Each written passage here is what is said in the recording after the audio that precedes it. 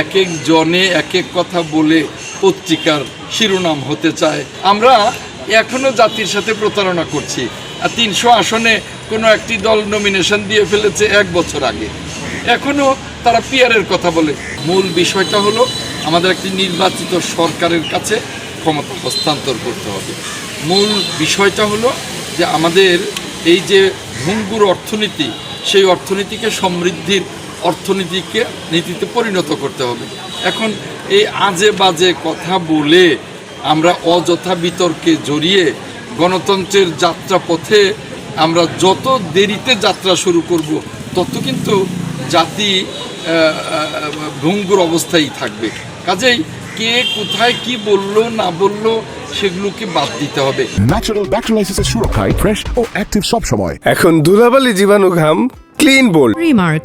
এক এক জনে এক এক কথা বলে পত্রিকার শিরোনাম হতে চায়, চ্যানেলের শিরোনাম হতে চায়, এই সমস্তগুলো বাদ দিতে হবে। এখন রাজনীতি করতে হবে দেশকে নিয়ে, জনগণকে নিয়ে, দেশের অর্থনীতিকে নিয়ে। অন্য কিছু নিয়ে রাজনীতি করবার সুযোগ আগেই শেষ হয়ে গেছে। 5ই আগস্টের যে গণ অভ্যুত্থান, সেই গণ অভ্যুত্থানের শিক্ষাই হলো যে আর জাতির সাথে প্রতারণা না করা। আমরা এখনো জাতির সাথে প্রতারণা করছি। আর 300 আসনে কোনো একটি দল নমিনেশন দিয়ে ফেলেছে 1 বছর আগে, এখনো তারা পিয়ারের কথা বলে।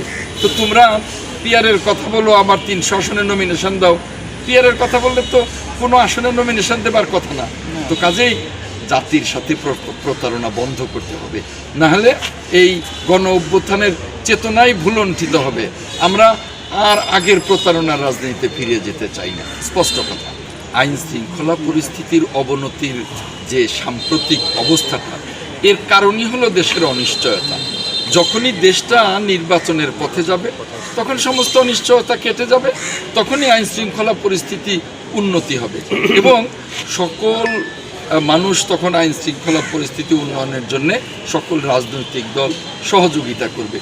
যত দেরি হবে তত আইন শৃঙ্খলা পরিস্থিতির অবনতি ঘটবে।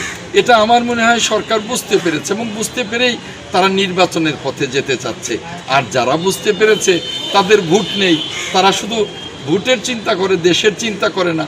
তারা পিয়ার, সংস্কার, বিচার, নানা ধরনের কথা বলে এই দেশের অগ্রগতিকে থামাতে চায়, গণতন্ত্রকে থামাতে চায়। কাজেই এই আইন শৃঙ্খলা পরিস্থিতি আমাদের হাতে। আমরা যখনই সকলেই মিলে আইন শৃঙ্খলা বাহিনীকে সহযোগিতা করব, আইন শৃঙ্খলা পরিস্থিতির উন্নতি ঘটবে।